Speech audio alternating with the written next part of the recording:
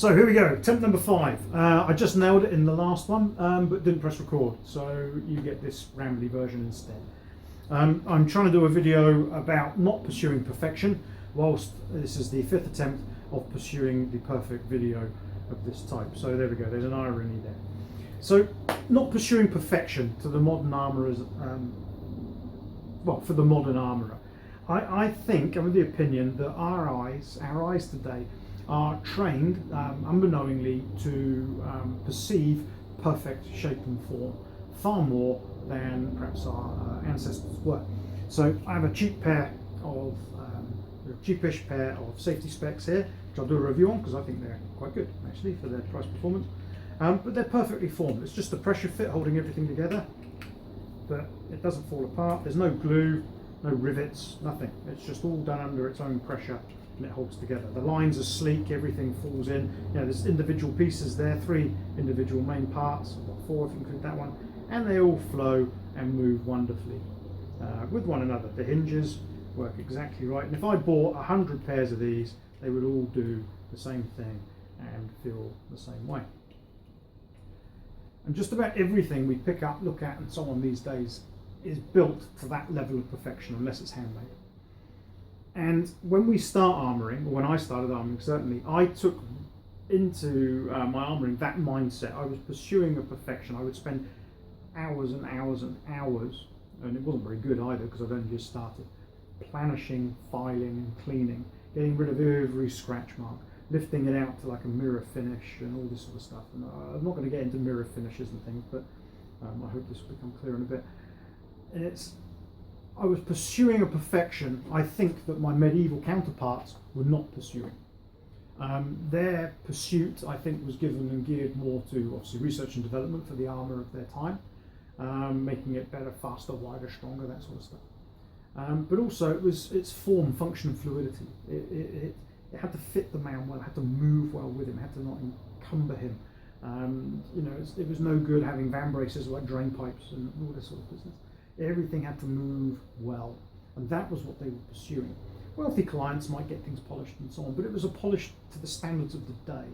So it's difficult to know exactly what their stuff was like, and they were capable of shining metal to a mirror finish, because you have mirrors for starters, let's not forget that.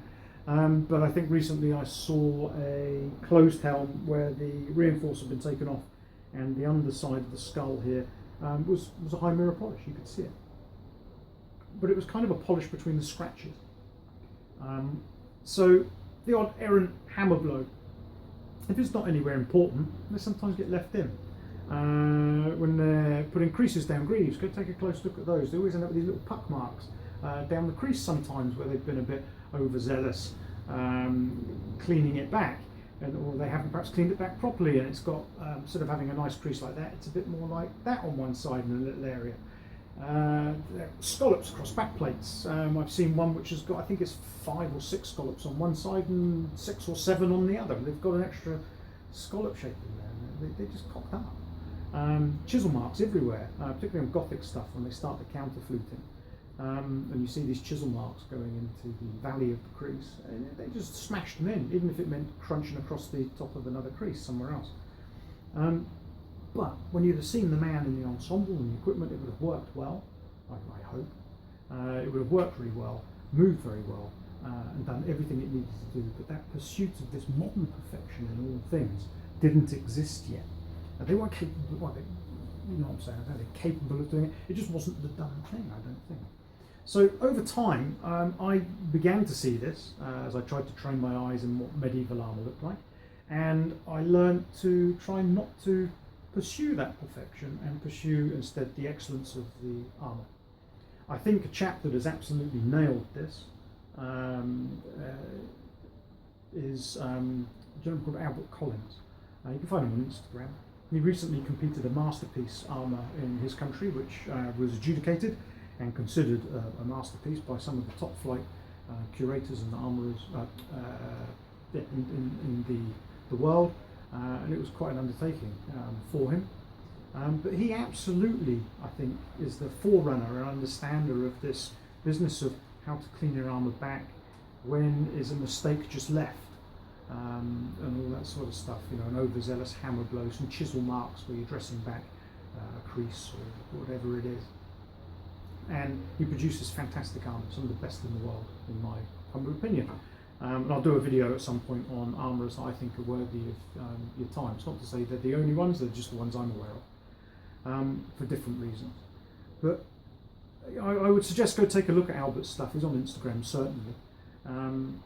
And if you've not run across his work before, I think you're in for hopefully a nice surprise. But I think he totally understands it. He certainly seemed to be talking about it as he was making the armour. And it's one of the things that sort of made me feel a bit happier in myself that I was hopefully on the right line. So someone as good as Albert was doing this, then someone as meagre as myself was hopefully pursuing the correct line. So what does this mean for you if you're starting out in armouring and so on? I think if you can take away from this, don't get hung up on the finish too much. Don't be lazy with it, but pursue the excellence in the armour shape. And don't be too quick to try and give it a modern perfection with a bit of brass or polishing it up to a mirror, because those things are relatively straightforward to achieve these days. You know, they're not the grind they would have been back in the day. We just go use some modern equipment and we're away. So pursue the medievalist perspective of it. You know, you've got to bear in mind that most of the time this was built by a few guys, a dirty old workshop with a few hammers. They didn't have the equipment and tools that we have now to get everything to perfectly finished. So enjoy the process more. Don't pursue that excellence. Pursue the excellence of the armour.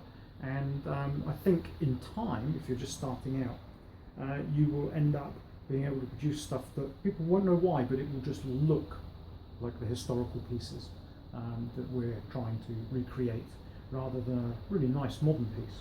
It'll look like a medieval piece, and you'll know why, and can decide whether to tell them the secrets later or not over a pint or two. So enjoy your armouring. I hope that was useful. I hope it's recorded this time, because it's the fifth attempt, and we'll see what happens. And like I say, in the future I'll do a video on armourers I think that are really worth a look. A review on those glasses, because I think that's worthwhile. And if you've got any suggestions on these sort of talking head ramblings, by all means fire them at me, and I'll do my best to try and keep them under 3 or 4 centuries long. So good luck, happy armouring, and I wish you every success.